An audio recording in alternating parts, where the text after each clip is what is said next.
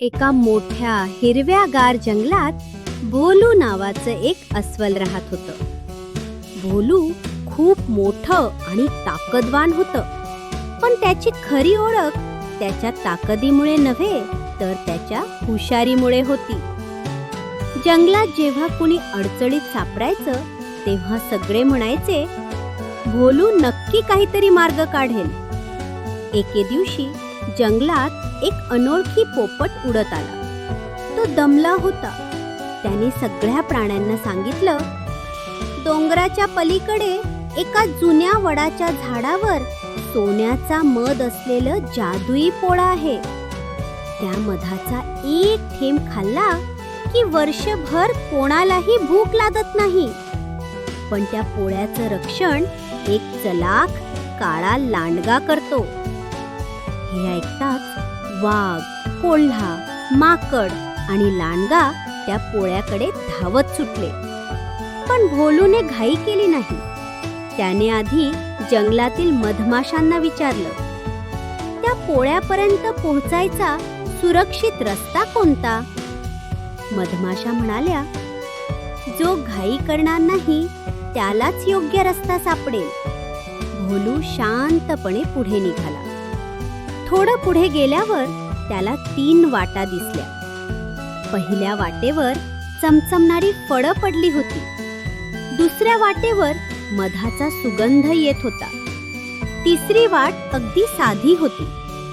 बाकीचे प्राणी फळांच्या आणि मधाच्या मागे धावत गेले. पण भोलू म्हणाला, जिथे खूप मोह असतो तिथे सापळाही असतो. तो तिसऱ्या वाटेने गेला. थोड्याच वेळात त्याला मोठं जाळं दिसलं. त्यात कोल्हा आणि माकड अडकले होते. भोलू, आम्हाला वाचव! ते ओरडले. भोलूने आजूबाजूच्या वेली तोडल्या, जाळ्याचा गाठ शोधला आणि काही क्षणात दोघांनाही बाहेर काढले. ते तिघे पुढे गेले. शेवटी ते वडाच्या झाडाजवळ पोहोचले. तिथे खरंच सोन्यासारखं चमकणारं मोठं पोळं होतं. तेवढ्यात काळा लांडगा समोर आला. तो हसत म्हणाला, जो मला हरवेल त्यालाच मध मिळेल. वाघाने त्याच्यावर झेप घेतली, पण लांडग्याने चुकवली. कोल्ह्याने युक्ती केली, पण तीही फसली. भोलू मात्र शांत उभा राहिला. त्याने वर पोळ्याकडे पाहिलं आणि मोठ्याने ओरडला, अरे मधमाशांनो, तुमच्या पोळ्यावर धोका आला आहे. क्षणात हजारो मधमाशा बाहेर आल्या. काळा लांडगा घाबरला. तो पळू लागला.